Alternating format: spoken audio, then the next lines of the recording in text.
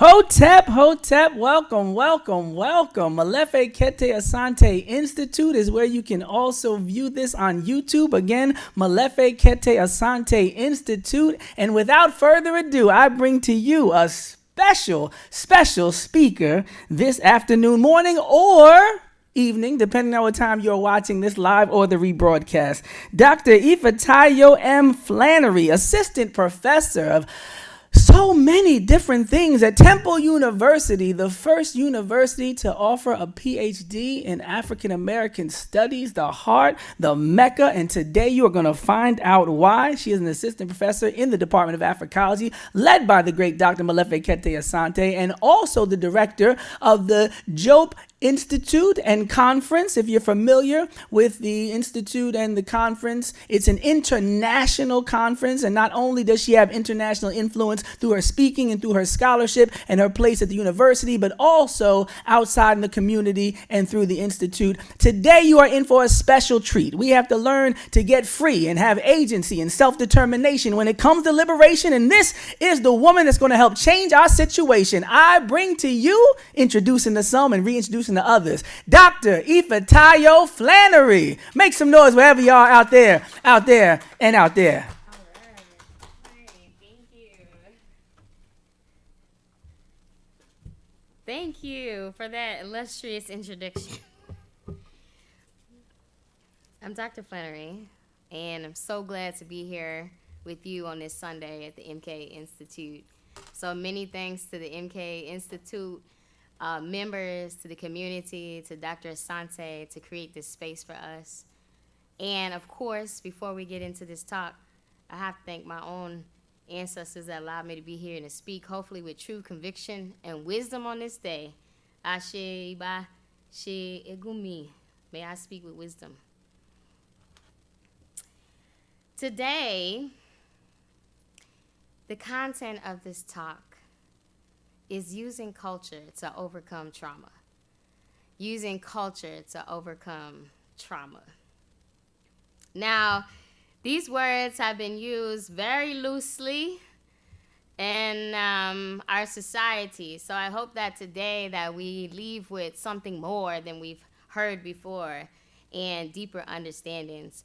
Who am I to be speaking on this? First of all, I approach this topic as a cultural worker. I'm from Atlanta, Georgia. I'm an initiated traditional healer. I'm a doctor of Africology. I'm a black psychologist traditionally. And I'm approaching this topic from these intellectual traditions and cultural experiences. In this conversation of culture and trauma, there's two things. There's two things I want to talk about. One, what is the culture to which we are referring? What are its characteristics? And two, how should we define trauma and how should we approach it given the cultural context? The first, every culture has a conceptual framework, first of all, through which information makes sense. Our conceptual framework psychologically is how we understand what reality not just does exist, but what reality can exist.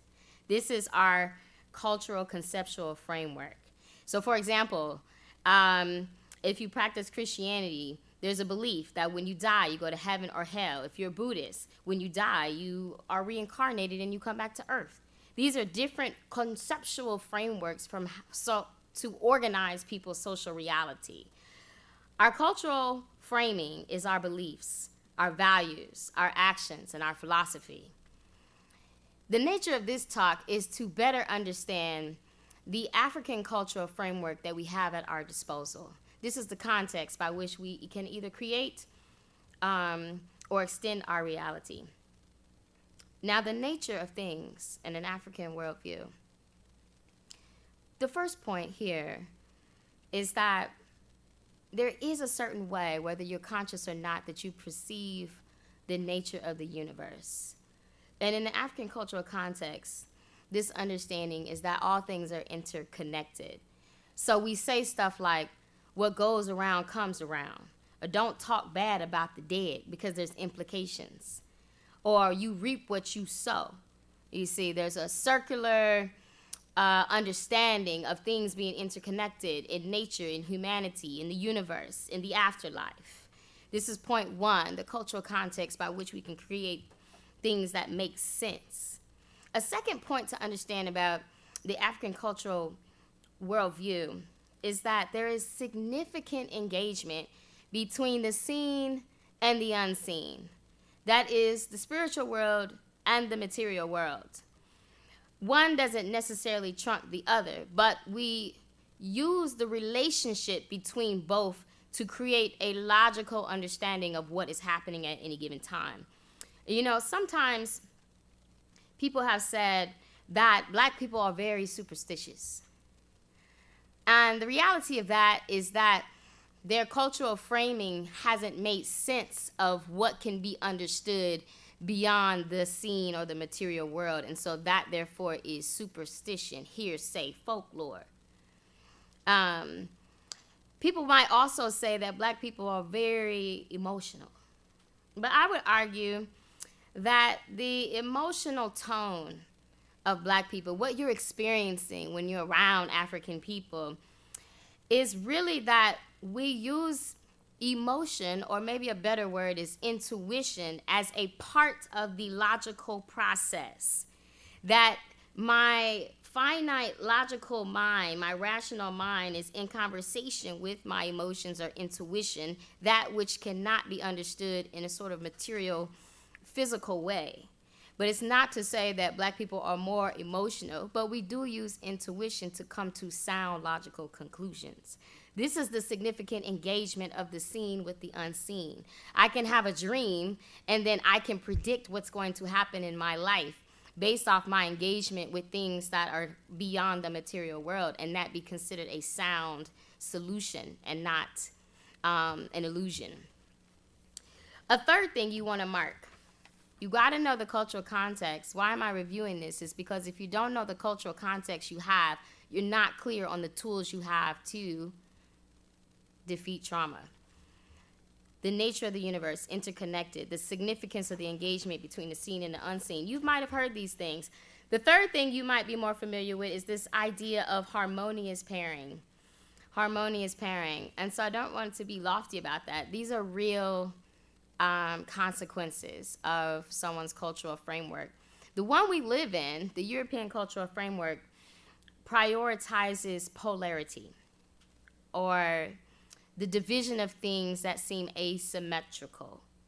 So that means that in a Euro-conceptual universe, it's reason versus emotion, man versus woman, human versus nature, black versus white, good versus evil.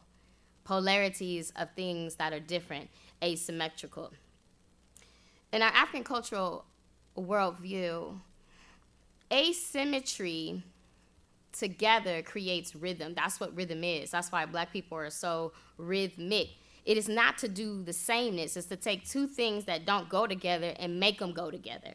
That's symmetry. That's harmony. That's what rhythm is. So human as divine. Man is nature. The individual is a part of the community. Time is more obscure. There's a loose construction of the difference between the secular and the sacred. This is because these non-polarity allows energy to flow. You can't have sharp edges and at the same time have rhythm. And so this idea of black people being rhythmic and flowing in harmony is not this whole moral thing about all things are in perfect balance. The real thing is that the more harmonious you can make things that are non-alike, the better the energy can flow. So again, black people are like, go with the flow, or I'm not feeling this space, or my energy is off. It creates static in the worldview, the conceptual reality, and therefore the experience of that reality. And so these are some things to consider. What is a trauma? It might literally just be static in your flow, or it could be something more severe. We're going to get into that. What's funny, I love Zora Neale Hurston. In 1934, she writes this short article called Characteristics of Negro Expression. And she said, you know, the Negro is full of drama and metaphor. drama and metaphor. What she meant by drama is the emotional tone of African people. The ethos is loud. Yes, black people are loud. It's not the result of ghettoization. It is the result of their ethos. To amplify the experience of reality is to be bright, to wear colors, to be loud, to be expressive, to engage in material and non-material, to allow things to be animated is the tone of black people. And she says here, as she was discussing Negro folklore in 1930s, she says the Negro, doesn't necessarily see the devil as a bad thing. Because sometimes, and she quotes, the devil done outsmarted God. And so she says, the Negro is not a Christian really. And it's not because of theology. It's because of the way, I'm going to give you an example, that the worldview can make sense of reality. And to go a little bit further, that is to argue that consistent with the worldview, understanding the ashe that exists in nature and God and humans and anything that I can touch, we consistently allow for many things at once in the universe to exercise agency. That's what that means. That non-polarity, that, sometimes the ant will outsmart the lion. Yes, the ant has agency. The hare has agency. The turtle has agency. The moon has agency. The waters have agency. The human beings have agency. And so in this sort of flow of things, if you will, I want you to also understand that to allow things to have balance, order, and harmony, there is a chain of command. This is one that people are less likely to discuss when they discuss the African worldview. There is a chain of command. There is systematic order to maintain this balance. People like the balance. They don't like the checks. But you got to have checks to have balance, right? People want to have namaste and all this other stuff, but they don't want no accountability. So in the African worldview, Dr. Flannery says there's a chain of command. And I do understand that given the subversion of a group of people, that in our lexicon, that there is some trepidation around anything that doesn't seem fair. There could be trepidation around creating order because one has been repressed. There could be trepidation around acknowledging hierarchies if they exist in the natural world. But you cannot live with balance without them checks. Traditionally, in African cosmology, the chain of command would follow like this, if you would imagine. There's a supreme being. Below the supreme being, there's the intermediate deities that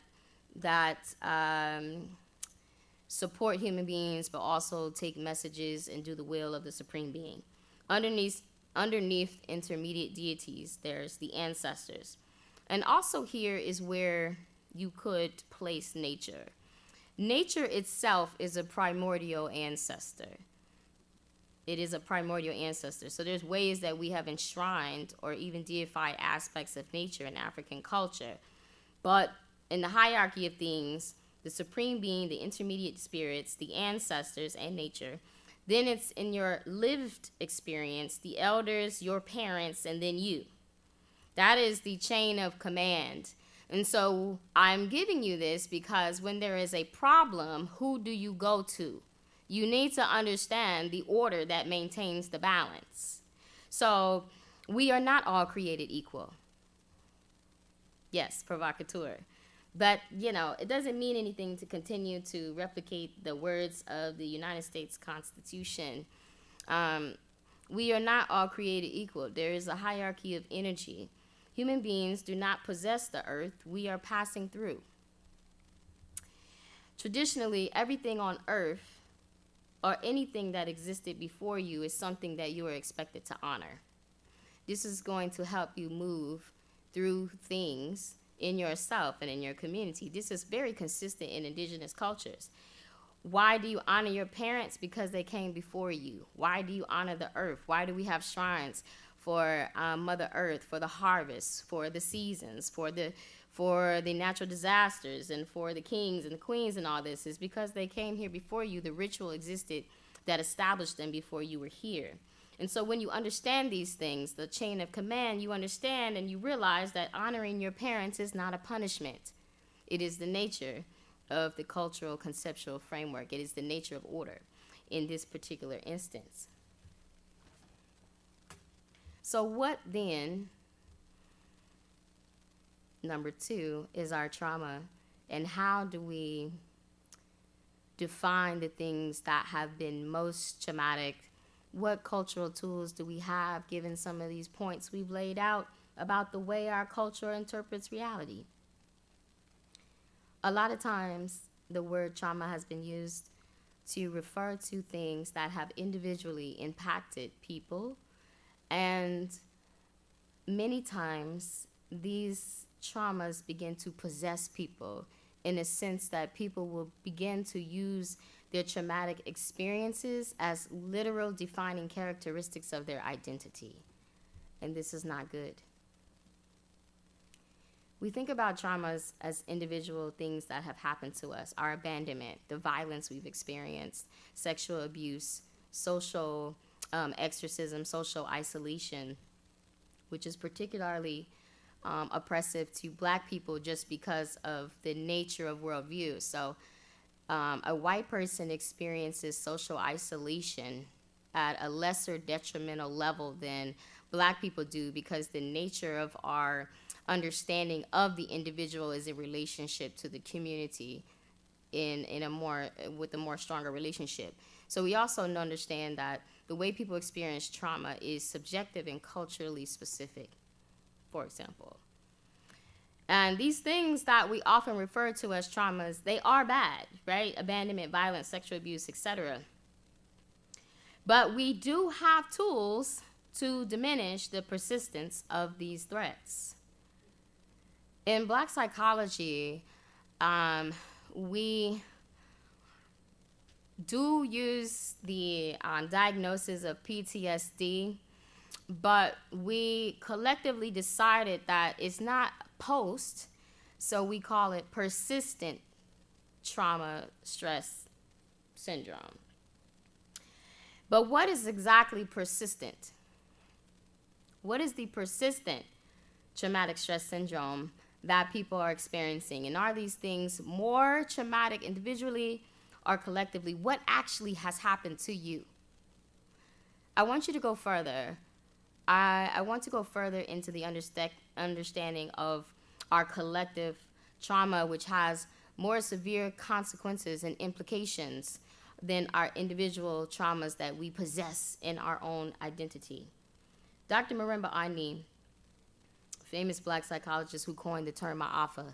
Ma'afa, meaning the great disaster, to refer to the transatlantic slave trade, the European slave trade that happened against people of African descent. Now she says, considering this great disaster, the worst thing that happened to us is not just our exploited labor.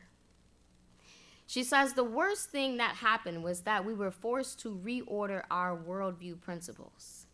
We were forced to adopt a slave order in the stead of our cultural conceptual system. That is more destabilizing than the labor itself. What do you do and where do you go to for help when your conceptual system has been replaced by a slave order? This is the persistent traumatic stress slave syndrome. Dr. Asa Hildyard, another one of our great ancestors, says similarly, he says there is something wrong with the psychology that leaves Africans strangers to themselves, aliens to their culture, oblivious to their condition, and less than human to their oppressor. So your actual trauma is not that your daddy doesn't talk to you no more. Your actual trauma is you don't know where your name came from. Your actual trauma is you forgot how to honor your ancestors. Your actual trauma is that you don't know your traditional medicine. This has implications that we need to tend to, because like I said, these other things that we encounter at the individual level, they're not aberrations to the human condition, and there are tools to address these things. But these traumas that have happened to us collectively that we fear to acknowledge because we don't know how to defeat them, there are things that will continue to be persistent to produce unadaptable results for our survival. I want to define trauma carefully here. I want to define this for us. Trauma I'm defining here as experiencing harm or damage to one's well-being outside of the context of their person's cultural norms and natural phenomena. Let me say that again. To define trauma here is to say experiencing harm or damage to one's well-being outside of the context of their own cultural norm and natural phenomenon. That means, for example, that when we have, quote, natural disasters, the weather, the climate change, a natural disaster is not a trauma because it's predictable and it's a part of the natural cycle of the seasons. You know the hurricane is coming. That's not outside of a cultural norm or natural phenomenon. It can be harmful, but that's not a trauma. Grandma dying is not a trauma. If you come to seek counsel from me, we're going to adjust these organizations of social reality. Grandma dying is a natural part of life. It's sad, but it's not a trauma. Okay, being lonely when you go off to college is not a trauma. It is natural to feel sad and some depression when you have been socially isolated from your family. That is a natural part of growth in human experience. You should also not resist that because no one becomes great by never doing something they never did before. So it's a little bit polarized to say that everything is a trauma and then that our whole aim is just to always be in a state of healing or peace, because if you don't face challenges, things don't get better. So we want to create a normal system of how we understand our process through life. Being sad when you go off to college, grandma dying, hurricane season, these things are not traumas. They're disruptive, but they're not traumas. Now, based on our cultural context, based on natural phenomena, what is a trauma? George Floyd, Breonna Taylor, that's a trauma. People being taken before their life's course has unfolded is a trauma.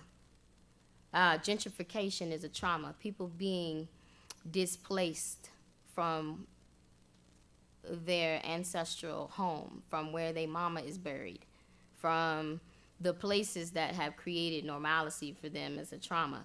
Mass incarceration is a trauma. People being taken and locked up in cages for long periods of time is a form of torture. Anti-Black identity formation is a mental health crisis. This is a trauma that we don't be identifying. Anti-Black identity formation in our community is a trauma. Okay? These type of things that are traumas recreate recurring instability in the natural environment in our cultural reality. And these things slow our ability to progress individually and collectively. So what are some of the ways that we process through this? What are some of the tools that we have? I'm not going to lie to you. I'm not going to tell you nothing that's ever a contradiction. The number one starting point for addressing things that actually are traumas, I would argue, is self-determination. I want to heal. I want to get better. I want to feel better. Self-determination. Before any medicine that anyone can give you, before any therapy that you can go to, if you have not committed to your self-determination, you're going to cease to exist. That is the first pathway to healing. That is the first pathway to resolving an issue that has become problematic for you. And I would encourage people to do a cognitive inventory. That's why I call it a cognitive inventory. If you could write down things that you're like, okay, using this definition and given the culture and da-da-da-da, what things are actually traumatic for me in my life, you need to also write a list of what things do I feel very self-determined around. And The fewer things that you feel you have control over always leads to a high level of instability. So we want to work with that. But we know this. In African tradition, there's no such thing as no way out. That's not consistent in African spiritual systems or practices. Because what someone could argue at any time is that a trauma is only as bad as your ability to intervene and resolve it. A trauma is subjectively and culturally relative. So 150 years ago, if you had a migraine and they didn't have Advil or ibuprofen invented yet, the idea of the feeling of your head about to explode could be extremely traumatizing because you don't know what's going to happen next. But that same headache now is like, oh, it's just a headache, take medicine. It's only less of a traumatic experience, not because it ceased to exist, but because we have more ways to intervene to lessen our subjective possession of that trauma. And so this is what we're trying to increase here today, the ways in which you can intervene. You can't stop all things from happening, but what tools do you have to intervene when things do happen? What we know statistically is that 100% of chronic stress is directly linked to all chronic health conditions. 100% correlated. That means that racism creates abnormal increases in stress, right? And so, of course, we black people have abnormal increases in health disparities because stress is 100% linked to chronic health conditions. Also, to redefine stress, stress is literally the absence of peace. That's what stress is, the absence of peace. It's not that something challenging happened. It's the absence of peace. You have absence of peace of mind when you have loss of control. That's why we started with self-determination. In traditional religions, all priests are trained to pray for peace of mind first. That's the first thing you pray for when you go down on your knees in the morning. Peace of mind, stability. Then what? Wisdom. So I make good decisions in this day. We haven't even got to, please, Lord, don't let nothing bad happen to me. If I have peace of mind and if I have wisdom, it don't matter what happens. Self-determination. Why self-determination is important here for us African people as a tool? I want to directly link self-determination and trauma instead of some of the other stuff that's been linked to it. Dr. Linda James Myers, she's also one of our great black psychologists. She defines oppression in this way, and I like to look into this. Dr. Linda James Myers says that oppression is imposed self-perpetuating limitations on the oppressed group's process of self-development and self-determination.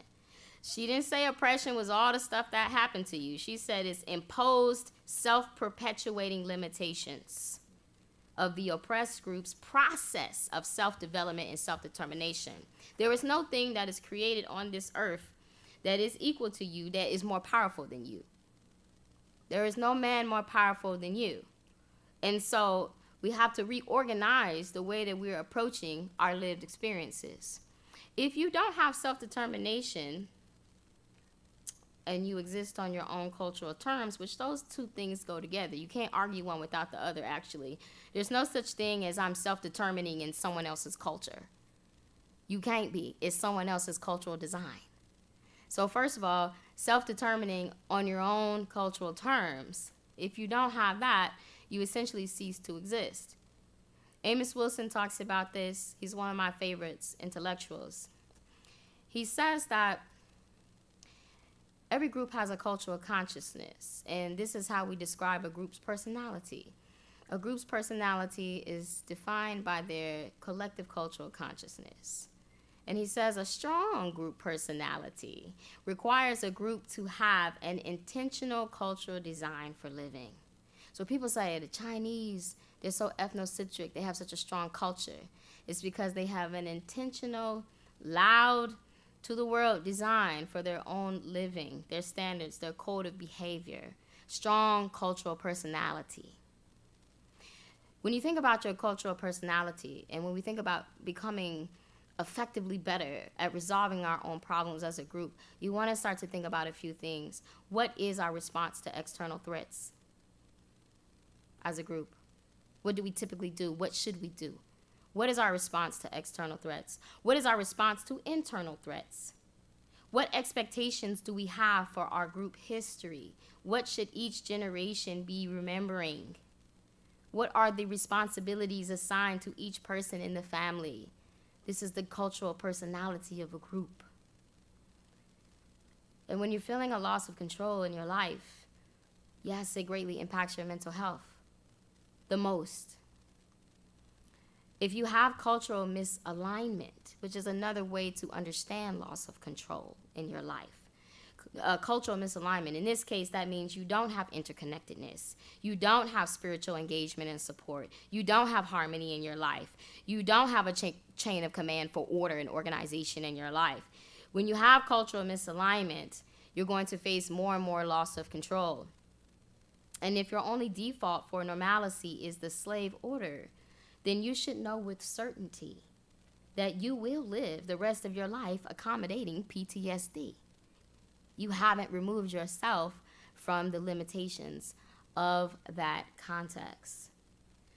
And that's called palliative care in a more medical way. Palliative care is pretty much what we're introduced medically, but also psychologically in the West. That means that there is no cure for you, but we can give you some medicines or support to help you live with your symptoms. Now, psychologically, we're dealing with traumas. A lot of what people have learned to do is to live with the pain, to live with the sadness, to live with the anger, to better manage your anger. Don't be having outbursts. That's uncivilized. But we have not resolved the issue, bro. That's palliative care. That is not self-determination. These are different things. These are options you have. But I want to present you with something else, because this is unsustainable over generations and generations of time to just have people living sick, dying young. The starting point for African people, and we're coming to the end of this, I want you to think about these starting points that we have. We have so much at our disposal, and some stuff we already do. We didn't think about it as a healing methodology, and it is. The first thing you want to do is to control your mind. We have ancestors that showed us the power of that. Look at Malcolm X. He took control of his mind, starting when he was incarcerated. Self-determination starts in your mind. If you don't have control of your mind, we know, famously quoted by Carter G. Woodson, you can't control anything else. Control your mind. That's the first order of business for your self-determination. How do you control your mind? You have to recreate something that is sustainable in your own cultural context so you can win. You can't win at someone else's culture. You can't be better than someone else in their own culture. You have to be self-determining and have a discipline around your own cultural code, right? The second thing is that you must know and respect your own cultural conceptual framework. A lot of things that we have at our disposal are not probably used to their greatest capacity because we haven't learned to honor them. They become secondary, third, or little known, lesser known things. You control your mind. You have to honor yourself and the people who came before you. And some of these things we have in our culture, we already do that help us to alleviate trauma, because then the question would be, how are we still here? We had to have been doing something, intentionally or unintentionally. Some of the things that we already do, and you study Black people, you study culture, is that we are more likely than other groups to seek refuge in like-minded people. You know, in the Western culture, from Aristotle and them, they want to go off to a cave and think. We don't supposed to do that. You get things out in the open, right? At the family reunion or whatever it happens, you seek support amongst your family or like-minded people. That is a very strong system for maintaining normalcy or reestablishing balance. Another thing we already do is that we pay attention to our dreams. This, no matter what your religion is a part of your relationship to intuition and to divine spirit that we all possess, that there is some information that I can access at any time outside of my logical mind that can inform me of how to make better decisions in my life. So Black people put more emphasis on the the significance of a dream or of something that somebody told them or something a stranger stopped me in the street and said this. I was really thinking about that all day. Other cultures don't do that. We don't think nothing of it. That's very unique to Black people. To pay attention to the unseen and to messages and things that come from the outside of us. Another thing that we already do is that we evaluate our self-worth in relationship to other Black people. So I want to disturb the idea that Black people are always trying to be like white people. We don't really try to be like them. That's sort of a distortion of understanding white supremacy. Black people evaluate their self-worth in relationship to other Black people. You're not going to compare me to another MC who's not Black and be like, who's the best? It's not even the same ranking order. We want to be like, who's the best basketball player? Who's the best rapper? Who's the best leader? Da-da-da-da-da. We do that consistently over time in relationship to other Black people, other people of African descent. We don't say, oh, let's do a paper on Booker T. Washington and George Washington. We ain't never did that. So there is something to that there is a cultural respect there, but to do it more intentionally means a lot more. And another thing that we already do that's very important for social support and moving through trauma is to listen to elders. We have that in place. We don't want that system to break down. That is a part of the chain of command. The chain of command. And so we still have we have to intentionally socialize children to be responsible adults. We have to intentionally have a code of behavior that will support our own survival thrust. This whole thing where we have codes, but they're not always to support our survival thrust. So street code can be very genocidal. Gangster codes can be it's not random violence. There's a reason why your house is getting shot up. However, that may not be the proper code to socialize into, right? Okay, another thing for African people here. We talked about what we already have. Some things that we need to do better at, given our conceptual framing, is that you have to acknowledge your first line of defense. And in African spiritual traditions, the first line of defense to defend you is your ancestors. If you don't have an ancestral shrine of some sort, you already are offensively on the offense of anything that's going to happen to you.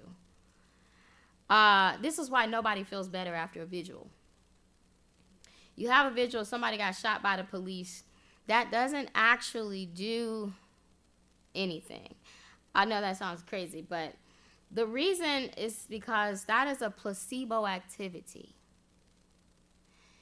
The vigil has sort of a spiritual, ritual nature to it. But the vigil doesn't require us to engage and to demand that now that someone has been taken from our community, we call upon the ancestors to begin to make a line, to line up, let's go. We playing the drums. It's time to go to war. What it does is it makes you passive in accepting what has happened. That is a placebo activity. Your first line of defense is your ancestors. If something is going wrong consistently in your life, you can't make sense of it in your logical mind. You're supposed to go to your ancestors to get what? More information. Information is vital. Knowledge is power. And in a spiritual tradition, you don't heal from something just by remembering it. Let me say that again. In a spiritual tradition, in any tradition, you can't heal from something just by remembering it. You have to do something. Action. That is the law of physics. Every action creates a reaction. Action is required. You must replace what is lost by making an appeal, by making a petition, by preventing the repetition of the problem. You have to do something. So we can't just have visuals, and we can't just talk therapy ourselves out of things happening to us again. You want to heal from trauma, you have to also forgive your parents. You have to forgive your parents. Dead or alive, we can't pray for you without acknowledging your mother's head in the traditional African religions, in any of them. I cannot pray for you without evoking your mother's name. That's how deep it is. And so I'm not going to tell you nothing that's a contradiction. I'm not going to say in the chain of command is you, then your parents, then your ancestors, then the deities and all that stuff, and then say, bump that guy. He's not a good daddy, no way. You have to, the parents have to know the children. They have to. And this is consistent with building your chain of command so that you can extend your social support. Have control of your mind. Have honor for your parents. Have honor for your ancestors. And then it goes on and on. And if you can extend these things, and if you can begin to control your environment predicated on your own cultural norms, you will live a much fulfilling life. This is my message for you today. Thank you so much. All right. So we have one question for you in the chat. Actually, a couple are coming in. Thank you so much for the presentation. Okay, so the first question is, there has been an emphasis of some sort on diversity, equity, and inclusion. Can you offer some reflections on how these efforts help and or hurt African folk to move through and overcome trauma? Diversity, equity, and inclusion. You know, I don't know if I've ever heard of people pairing diversity, equity, inclusion, and healing trauma. That's new for me to hear it that way. I don't think I would pair those things. I think diversity is natural to human beings, and so it's a normal thing to have. But to heal trauma doesn't require diversity. To heal trauma requires having control of what's happening to you and your family and your community, and having the support of your immediate spiritual family and community. So one doesn't necessarily necessitate of. One is not a prerequisite for the other, but they're both important separately. That would be my conversation around that. All right. Thank you. We have another question that says, at what point does an individual realize they are culturally missed? Culturally missed. missed? Mm-hmm. Dislocated. Yeah. Okay, maybe like, outside of their cultural alignment. It's really interesting. In the 90s, a lot of the Black psychologists were creating actual tests, actual assessments, so that we can do this more clearly and standardize. There's a test that was made by Kobe Canvon that was called the African Self-Consciousness Scale and the Cultural Misorientation Scale. These are real things that you can take to get a sense of location. The thing I would argue is that individuals don't create or change cultures. It's a group activity. That's number one. So if you're thinking about yourself, and if you're culturally aligned or non-aligned, all you really have to do at the superficial level is to get around any grouping of your own ethnic group and to find the things that you were aligned or not aligned with, and to be mindful of them. Some things you may want to adjust to, and some things you may not want to. If people are constantly saying, you talk funny, or why would you do that? Why would you go on that vacation? Things don't make sense to your group, that's a sign that something's going on. And usually people know, because the reason why human beings care so much about peer review and peer acceptance is because we are social organisms. Every organism exists in a family, a species. We do not exist as individuals. You will cease to exist if someone didn't care for you as a child. So it is very important to care about your cultural alignment for your own longevity, but also to be in alignment with your cultural group. There are many, many, many benefits to this, which I hope we were able to illuminate To be out of alignment comes with a lot of chaos, disorientation, but also that you don't have a group of people to go to in the case of your traumas or challenges in your life who can identify what the greatest things could help you. What are the greatest things that can help you? So.